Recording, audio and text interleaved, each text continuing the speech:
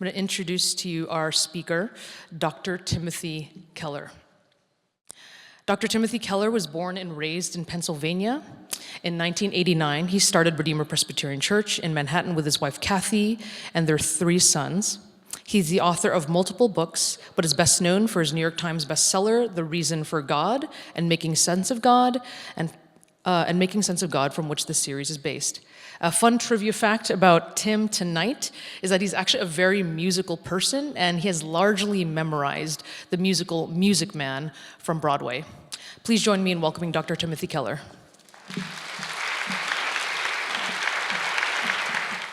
I memorized some of the Music Man a long time ago. So who told her that? Hi, questioning Christianity. Why are we here? We're here, one reason we're here, because we live in a polarized society. We're polarized about so many things, including religion. And it would be great, wouldn't it, if we just could find a place where we could talk with each other about religion without yelling at each other. Now, that would be, I think, a contribution. Now, there's a lot of ways to do that. There are more than one way. The way we're going to do it during this series is just this. Seeking to be as respectful as possible to all points of view. I still am going to, each week, try to present a thesis, a part of Christianity I'm going to recommend it to you to say, I think this is something worthy of your consideration. This is something worthy of you to believe. And there's going to be presentation, then there's going to be plenty of time for questioning my presentation. You get to text in your questions. Some of you already have, you can do it tonight. So it'll be almost equal time, I hope, if I don't run on too far. I'd like to give you a presentation, then you get to question me, and then afterwards we get to go upstairs and eat not bad food and talk informally, and I'll be present for you to just come right up and tell me what you really, really think. And that's what we're going to do. So each week that's what we're going to do. Thesis, question, go upstairs and talk. We've done this a couple other years before, and it's been really, really fruitful, and that's why we're doing it again. Now, this first session, to some degree, I've got to set the table, I've got to do groundwork. And because you can't talk about whether you can believe in God or not believe in God, whether you can believe in Christianity or not believe in Christianity. There's no way to do that unless you first go back far enough and say, well, how do you decide what to believe in any situation? How do you believe in anything? How do faith and reason relate? Or, the subtitle, can you believe in things that you can't prove? How can you believe in things that you can't prove? So we've got to get all the way in the back and ask ourselves the question, how does faith and reason work? And the way I'd like to do that tonight is I'd like to pose a problem for you. I'd like to show you a problem, give you a couple of theories that don't work as solutions, and then I'm going to give you what I do think works as a solution and a way forward. So we're setting the table for all the other talks. Problem, solutions that don't work, a solution I think that does, and a way forward. Now here's the problem. And because you probably have your own list, I'm going to give you a list of very smart people that I know of who looked at the evidence and the arguments and converted to Christianity, and a whole lot of people who are just as smart, who looked at the same evidence, the same arguments, and they left Christianity, became atheists or agnostics. Tonight when I use the word secular, I'll probably mean certainly an atheist is secular, certainly an agnostic is secular. A lot of secular people say, I really don't know. Or then there's the indifferent person who says, I don't know if there's a God and I don't care. It's completely irrelevant to me. So there's a lot of brilliant people who've looked at the evidence and have converted to Christianity from being secular, or converted to being secular from being a Christian. I'll give you a couple of my own. You have your own list. Elizabeth Anscombe, who taught philosophy at Oxford and Cambridge in the middle of the 20th century and was probably the most prominent female philosopher in history. And a lot of you are saying, I never heard of her. That's telling, isn't it? But that's another lecture right there. Why have you not heard of her? She's brilliant, brilliant, greatest female philosopher ever. She converted to Christianity. Francis Collins, who led the Human Genome Project, is one of the leading scientists in the whole world, is the head of the NIH. He was an atheist and converted to Christianity. T.S. Eliot, probably heard of him, very, very famous playwright, poet, man of letters, who was an atheist or an agnostic and then converted to Christianity.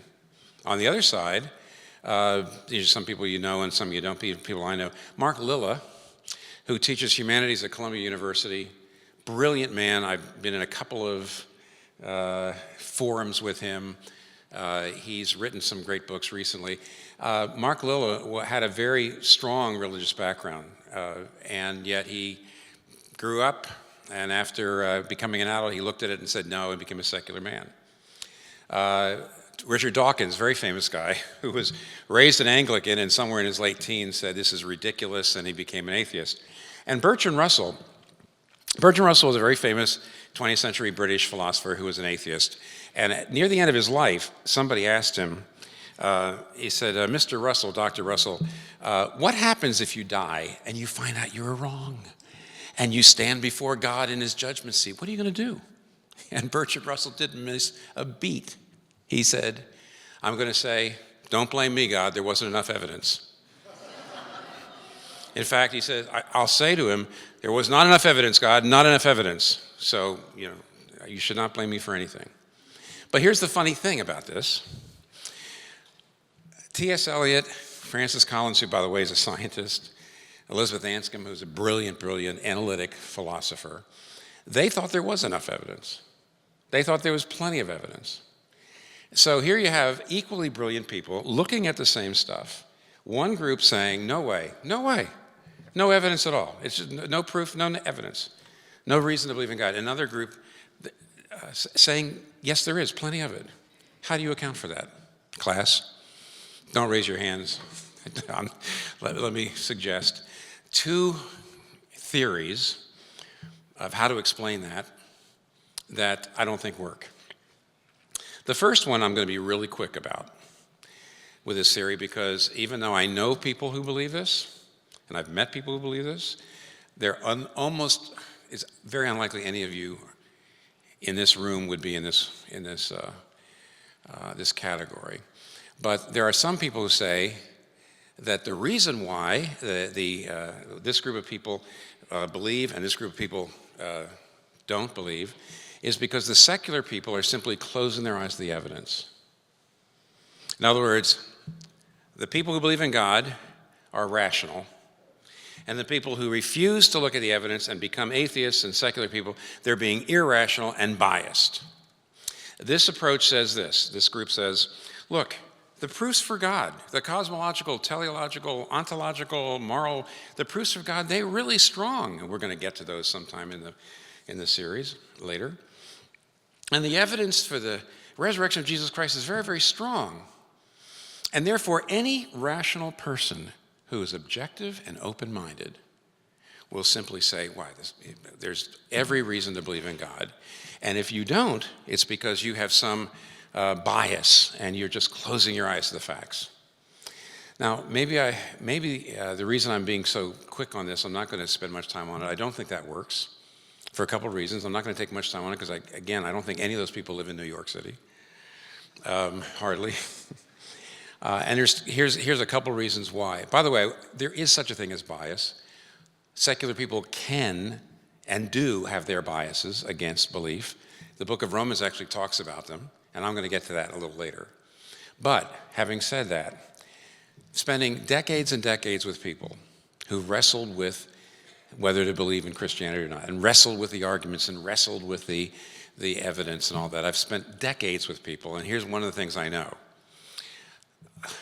There is even the strongest, put it this way, even the strongest logical arguments for God and for Christianity, they're never completely airtight. They're never completely airtight. There may be one argument that's kind of airtight, but all it does is take you to believe in Aristotle's unmoved mover. It doesn't take you to the God of the Bible. The reality is that there are good arguments. I'm going to give them to you if you're willing be here tonight and to come back later. But when it comes to saying every rational person has to accept the evidence for religion and Christianity because, frankly, all the arguments are completely airtight. That's not true. There's always wiggle room. There's always room for doubt, always. And the reality is that so many people I've seen who just cannot believe are people of real intellectual integrity. So it's really not fair to say, oh, they're just being biased. Besides that, I'm a Christian, which means I believe that God wants faith. And however you define faith, it's more than just reason. In other words, to say, well, anyone who's open to the evidence would be compelled, every rational person over the evidence would be compelled to believe. Well, that's all I know is that doesn't leave room for faith. God has set things up. This is the Christian view, so that you can exercise faith, which means whatever that is somewhat beyond reason. Reason is not enough to make you a Christian or a believer. It never has been. And so it's really wrong to simply say, well, religious people, they're being rational and the secular people are being irrational. And that's the reason why Richard Dawkins and those people and Bertrand Russell, they just close their eyes to the truth. No, these are people of intellectual integrity. And we have to realize there's a limit to just how even the strongest logical arguments for God. But theory two. The second theory, which is dominant in a place like New York City, and that's why we're going to spend some time on it. The second theory says this, that secular people are secular because of reason, but religious people are religious because of faith. Secular people have reason, but religious people have faith, and they have an emotional need to believe. Secular people are just being unbiased. They're just simply looking at things with a clear eye of faith, of reason. But anyone who becomes a believer has some emotional need. We're not saying that T.S. Eliot and Francis Collins and Elizabeth Anscombe aren't smart people, but they must have had some need, because if you just look at things objectively, you'll be secular. So that idea is, this theory is secular people have reason, but religious people have faith. And I'm here to tell you that's not true. Charles Taylor, in his landmark book, A Secular Age, calls that a subtraction theory. Now, what do I mean by the subtraction theory? Excuse me. I'll bring this up just so I know. Charles Taylor says that most secular people tell a subtraction story. What they mean is they say, I used to believe in God, but then I just took away belief in God and the supernatural. I subtracted it out, and now I just see things the way they are, with a clear eye of reason. I found this, you might say, a testimony on the internet, a guy who had been a Christian and he lost his faith, and his name is, doesn't matter, I mean, his name is S.A. Joyce, but here's what he said. He was looking at the evidence, and he said, the question entered my mind, what is a God for whom there is no real evidence? Non-existent, came the obvious answer. And at that point, the blinders of dogma and the yoke of dread were finally taken off. For the first time, the universe now shone in a wholesome new light, the comforting glow of reality no longer distorted. I was free. Now, Charles Taylor calls that a subtraction story, which is to say, I was a believer, and I just took out God and the supernatural, and I just used my reason. I got rid of faith and emotion, and I just am looking at it objectively. And when I see that, now I can finally see things clearly. And in fact, what they would say is, finally, I'm able to see life as it is. Now, how do they explain, say, Francis Collins and Elizabeth Anscombe and T.S. Eliot? What they say is, well, look, the reality is there's lots of reasons why you might want God to be there. Like, you want to believe that when you die, it's not the end.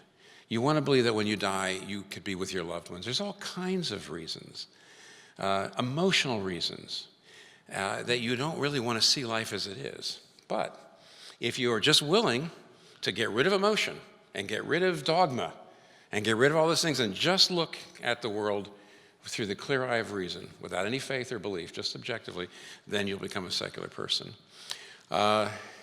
interestingly, Charles Taylor's massive book, A Secular Age, and Charles Taylor is a Canadian philosopher, French-Canadian philosopher. He devotes the entire book almost to showing that that's not true. And here's what his thesis is. And here's my thesis tonight. And this is the thesis I want you to push back on. And I happen to know it's a thesis that's very unpopular in New York. Okay? The thesis is this. If you're a secular person, secularism is not the absence of belief. It's a new set of beliefs, which are just as unprovable as other religious beliefs. Let me say it again.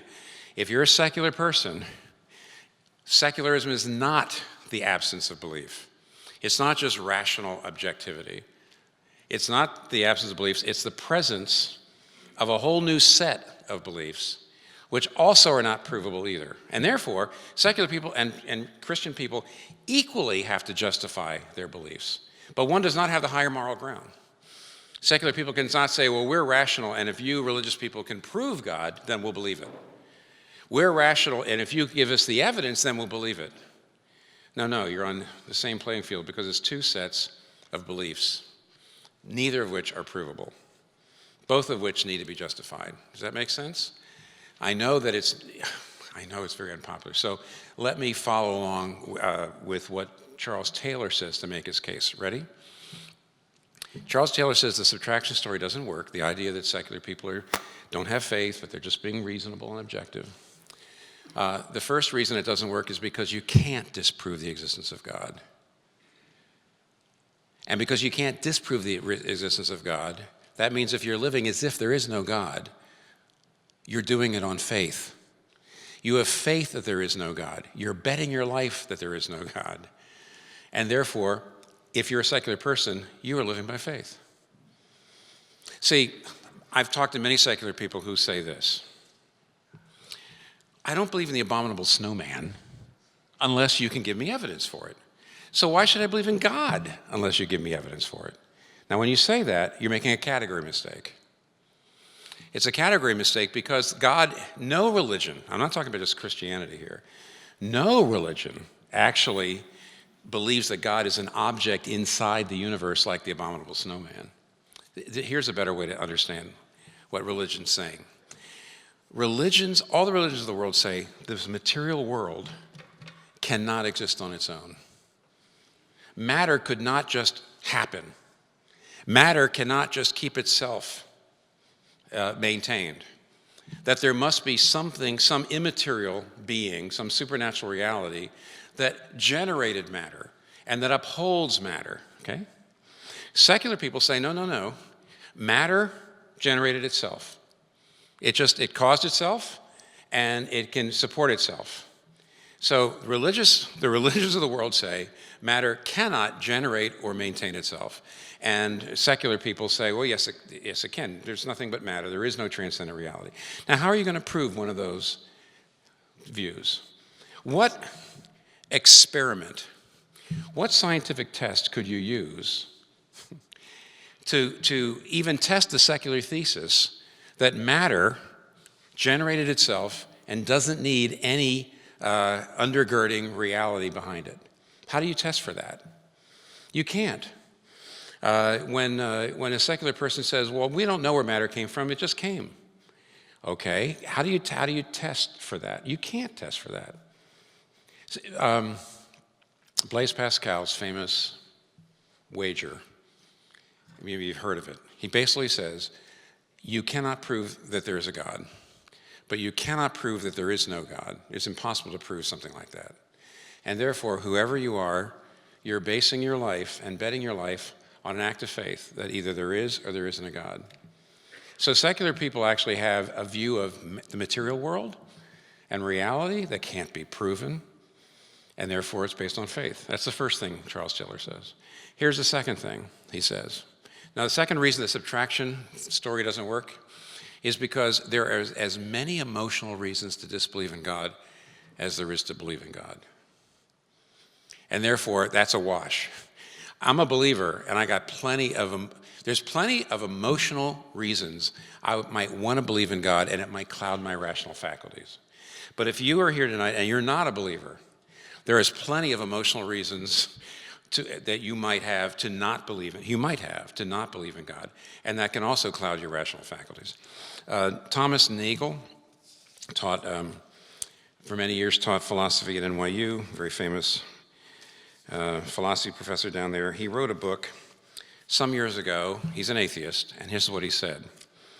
He said, "I want atheism to be true, and I am made uneasy by the fact that some of the most intelligent and well-informed people I know are religious believers. It isn't just that I don't believe in God, and naturally I hope that I'm right. It's that I hope there is no God. I don't want there to be a God. I don't want the universe to be like that. My guess is that this cosmic authority problem that I have is not rare." And interesting, he called that a cosmic authority problem.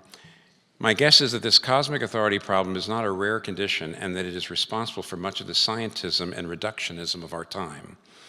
One of the tendencies it supports is the ludicrous overuse of evolutionary biology to explain everything about human life. This is a ridiculous situation. It is just as irrational to be influenced in one's belief by the hope that God does not exist as by the hope that God does exist." You may have heard of Aldous Huxley, who was a famous atheist, British writer, and he wrote this. He said, "The philosopher who finds no meaning in the world is not concerned exclusively with the problem of pure metaphysics. He is also concerned to prove that there's no valid reason why he should not live the way he wants to live. I must admit for myself, the philosophy of meaninglessness was essentially an instrument of liberation from a certain system of morality. I objected to the morality because it interfered with my sexual freedom." And Tom Nagel adds a footnote. He says, "I am curious whether there's anyone who is genuinely indifferent as to whether there's a God or not. Anyone who, whatever his actual belief about the matter, doesn't particularly want either one of those answers to be correct." See, what I'm trying to say is simply this. There's lots of emotional reasons why you might not want to believe in God. Because as Aldous Huxley said and Tom Nagel said, that means I can't live any way I want. But there's also plenty of emotional reasons why you might want to believe in God. And therefore, just realize wherever you are, whoever you are, you do have some biases. You do have some needs that might cloud your rational faculties. It's not going to be easy, therefore, to think about this in a good way, in a clear-minded way. But you mustn't say all the emotional needs are on that side. Believers should never say, "Oh, secular people, they just don't want to believe in God because they want to live any way they want." And secular people must not say, "Oh, religious people, they want to believe in God so that they can know they can go to heaven when they die." Well, the answer is, yeah, they're both true. And therefore, it's a wash. In other words, this argument does not cut either way.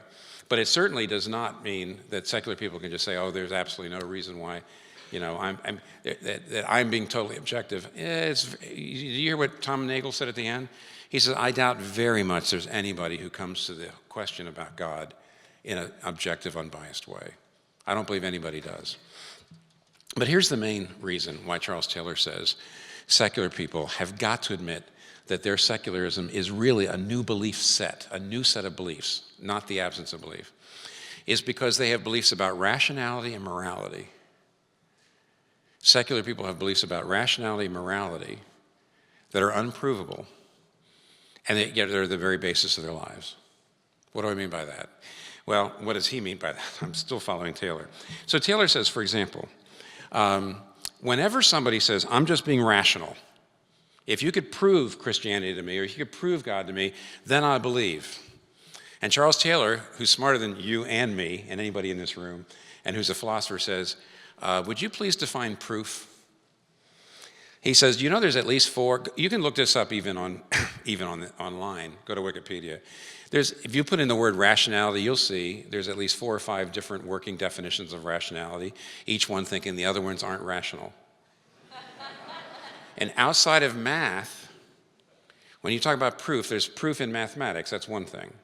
But proof in law, proof in philosophy, proof in science, nobody agrees on exactly what proof means. And here's the weird thing. You cannot advocate for a particular view of proof without using that view of proof, which is the thing you're supposed to be establishing, which means reason is always based on antecedent faith. But let me go on a little further. Martin Heidegger, the philosopher, Michael Polanyi, who was a scientist, both wrote about what they called tacit beliefs. They said, anyone who ever thinks they're being objective never is. Anyone who ever thinks they're being completely rational never is, because we have background beliefs that are, they call it, well, Michael Polanyi called them tacit beliefs. They're background beliefs which are virtually unconscious, but which actually affect whether we consider certain arguments convincing or not. So let me give you a perfect example of this. Charles Taylor, in his book, asks an interesting question. He says, why is it that before 1500 AD, the year 1500, before 1500, people suffered. They've probably suffered worse than we suffer today. But nobody said that that meant there couldn't be a God. Nobody. But since the year 1500, increasingly, people say, because of evil and suffering, there can't be a God.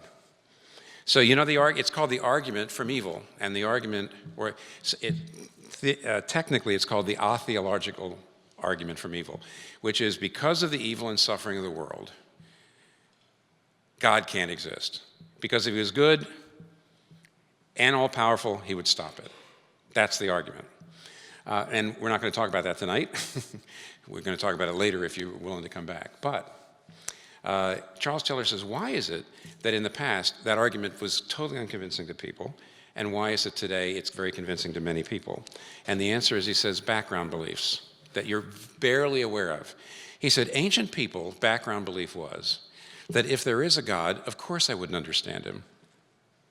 If there is a God, of course my reason, my human reason, would be incapable of plumbing the depths of him. But modern people are very, very confident that human reason can figure out the universe. Very confident. And therefore, modern people say, if I can't think of a good reason why God would allow this evil and suffering, there can't be any good reason.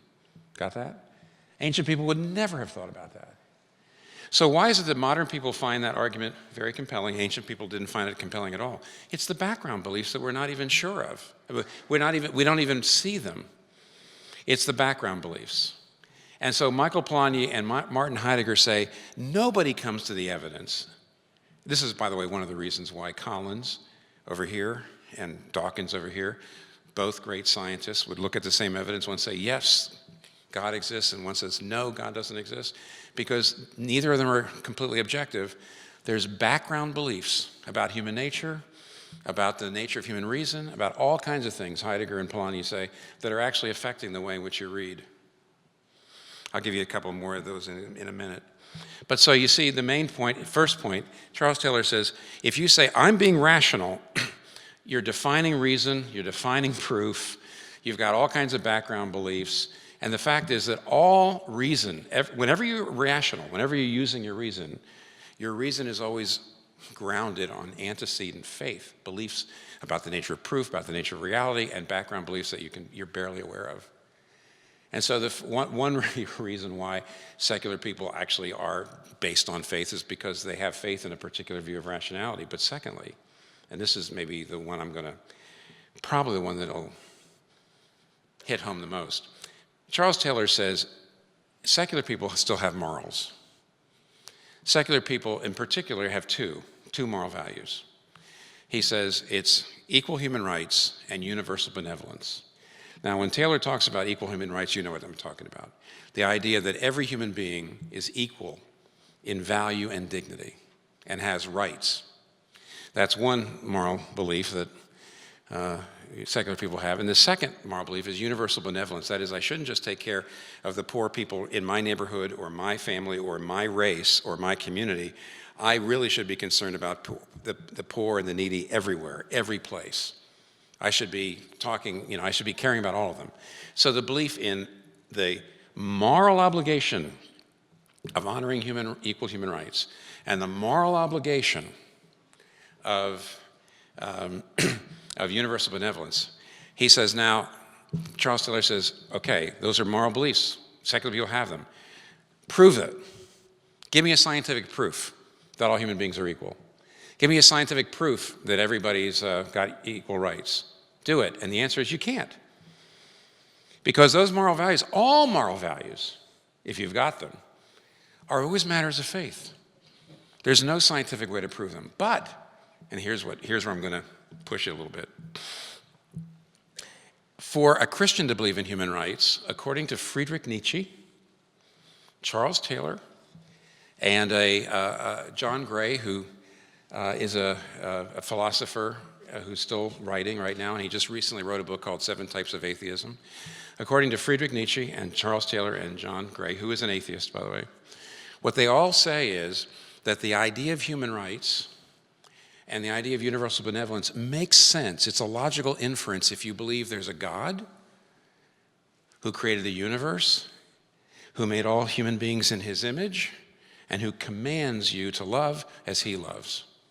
So if you have a God of love who creates everyone and puts his image on everyone, then to believe in universal benevolence and equal human rights for all is actually not a matter of faith. It might be you might have faith to believe in that God, but once you believe in that God, it's a logical inference. Human rights and universal benevolence. But here's what Nietzsche says. Nietzsche says, what if there is no God, which is what he believes? And what if the universe is impersonal? And what if we're not here for any purpose? And what if the only way you got here was through evolution, which is the strong eating the weak, which is the way of nature? It is absolutely natural for the strong to devour the weak. That's how we got here. That's called evolution.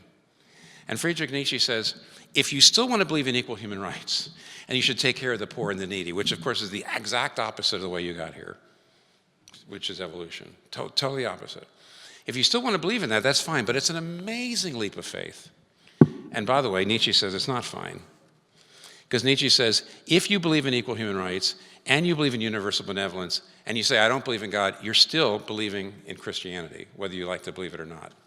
Nietzsche, because he says, those values made sense in a universe in which you had a personal God of love who made everyone.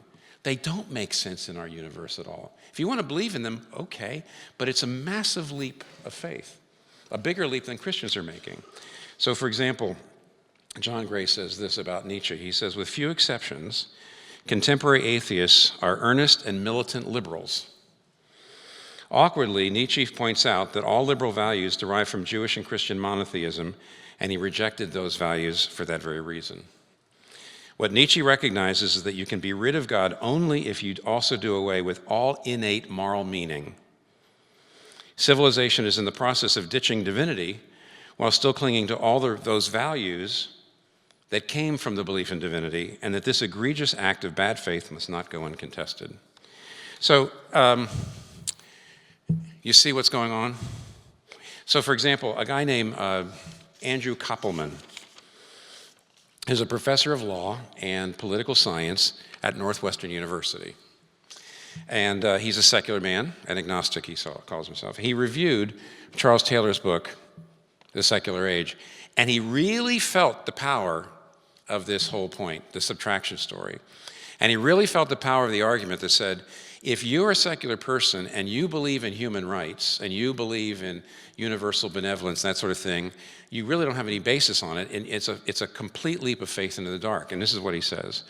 He says, I'm not prepared to argue, as other secular people do, that there is no transcendent basis for my commitment to human rights, and that my commitment to human rights is a purely contingent historical formation. And therefore, I have to admit, there's a permanent gap in my belief system. He goes on and he tries to say what he means by secular people who say that human rights is a purely historical formation. What they mean is that they say, yeah, today we think slavery was wrong because now it's the majority opinion, but in the past it wasn't wrong, and in the future it might not be wrong again. Because there are no moral absolutes, there can't be. What could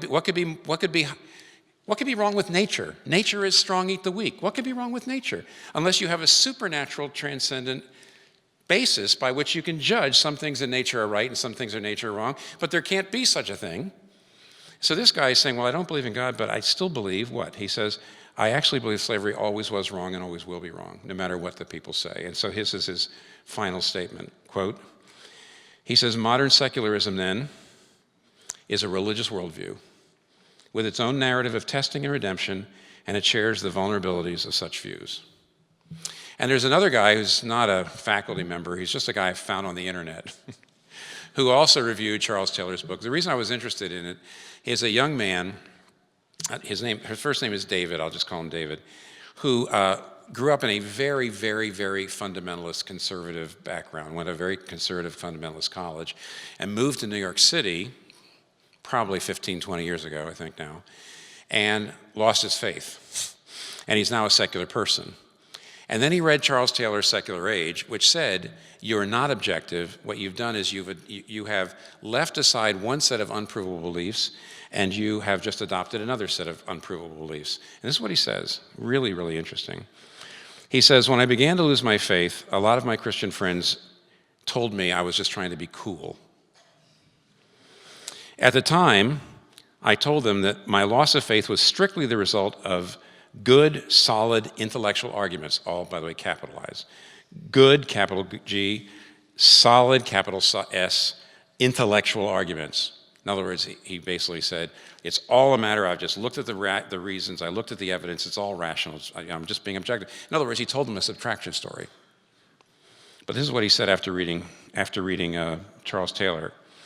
He said, I now must concede that rational arguments, though it played a role in the change, was my coming to secular beliefs was not a new,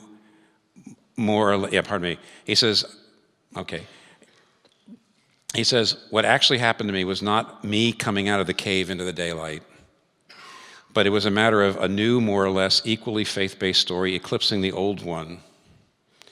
What happened here, he said, was that there are as many value judgments in liberal humanism as there are in its parent religion, in other words, Christianity. And many people who come to the point of unbelief are happy to accept them despite objecting to what they consider the similar ungroundedness of Christianity. It's amusing now how little my values intrinsically had to do with materialism I'd been convinced of. Nothing about individual liberty, human rights, or civilizational progress follows from the fact that I now believe God does not exist. Now, so what he's saying is, I used to say the reason I became a secular person was because I was just being rational. Actually, I know that my belief in human value, my belief in human rights, actually does not follow from my belief that God doesn't exist. There was Solovyov. He was a Russian philosopher, and he says this in a nutshell, trying to say what Nietzsche's saying. He says, man descended from apes by a process of the strong eating the weak. Therefore, let us love one another. And what he was trying to do is summarize what Nietzsche was saying. He was saying, I'm sorry, the idea of love and of human rights does not follow from the idea that there is no God. And therefore, if you want to believe in human rights, go ahead. But realize that's faith. It's faith. So, what's the solution now? I'm telling you that the reason why you get smart people who look at the evidence and come out on different places is because the process of losing your faith or gaining your faith is more complicated than anybody wants to admit. It's not just a matter of looking at arguments and evidence. Number one, you've got to look at your own background beliefs. You've got to try to discern your own background beliefs. And number two, you have to realize wherever you stand at that moment, you're not being objective. You've got your own set of commitments and beliefs. And therefore, the way forward is to compare beliefs. When I've given this talk before, usually people say, wait a minute, so you're saying we're all kind of religious. We all are filled with faith. Yes. I'm saying that secularism is a set of beliefs that are not provable scientifically and logically. They're not self-evident to everyone, and they have their own contradictions and problems. So some people say, well, that means that we're all sort of stuck in our little bubbles of faith. I can't prove my beliefs to you, you can't prove your beliefs to me, so we're stuck. No, not really. Because you can rationally interrogate your set of beliefs. You can at least do these five things. Number one, you can ask if your beliefs are consistent with one another, or whether your beliefs contradict each other. Number two, you can ask whether your human experience fits your beliefs. Are you actually able to live your faith out? Or do you find that your faith is constantly bumping up against the reality of human experience? Number 3, can you deny something 1 minute and the very next minute show that you actually, in another way, believe it? In other words, another way to put it is, can you deny something 1 minute and yet go on to assume it the next minute, which means you end up borrowing from the beliefs of other systems? Alistair MacIntyre, a philosopher who says, how do you deal with people who've got these different systems? One of the ways you can check is if you have one set of beliefs and you find yourself constantly having to borrow ideas from another set of beliefs, then maybe your set of beliefs isn't really working. One more is, are you willing to embrace the conclusions of your beliefs, the logical conclusions of your beliefs? And if not, why not? So you see, the point is that even though we can't prove absolutely everything in our set of beliefs to people who've got other beliefs, we can compare them. What I'm going to do the next several weeks is I'm going to say, here are a number of things that you have got to, a number of things that you have to have in order to live. You need to have a meaning in life. You need to have a way of handling suffering. You need to have a strong identity.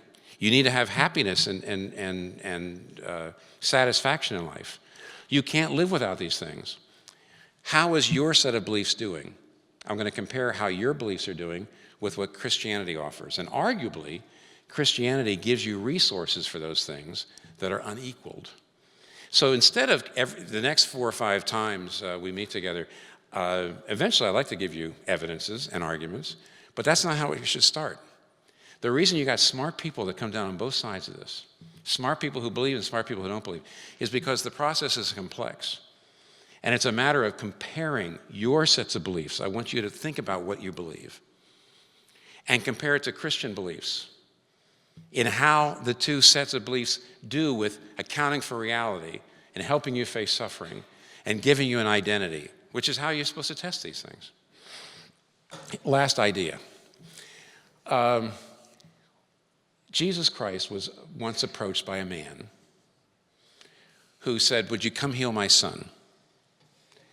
And Jesus said, sure, I'd be happy to heal your son if you believe. And what the man said is, crying out in desperation, he says, I believe, help my unbelief. Wow, there's an honest man. I believe, but I don't really believe. It's like, Jesus says, hey, if you believe, I'll heal your son. I believe, I know I don't believe. I believe, help my unbelief. And guess what Jesus does? Does he say, I'm sorry, not good enough. You need to go to Tim Keller's Questioning Christianity course. You need to get at least, you just need a lot more certainty. You got to get rid of these doubts. No, what does he do? Some of you know. He heals the boy. Now, what does that say? 2 things. Number 1, coming to faith is a process. It's a process, and Jesus recognizes that. But here's the other thing. The faith that Christians are looking for is not some pure, perfect, psychological certainty. Because at least in the Christian understanding of things, it's not the quality of your faith that saves you, the purity of your faith that saves you. It's the object of your faith that saves you. If you're about to fall off a cliff and you just reach out, scared to death, and grab a branch, and it holds you up, you're saved. Why? What saved you? Was it the quality of your faith? No, you weren't sure when you grabbed a branch. You weren't filled with certainty. You weren't sure. But when you grab that branch, even without a whole lot of perfect faith, it saved you. Why? It's the object of your faith, not the quality and purity of your faith that saves you. And so the Christian understanding of faith is it is a process, it is messy, it is complicated. It is a process of thinking and intuition. Yes, you can use your reason, and yes, you can use your intuition. But when it all comes down to it, the Christian understanding is it's a commitment to Jesus that saves you, not the quality of your faith. You don't have to be perfect in all this. It's messy, and Jesus has mercy on those that doubt.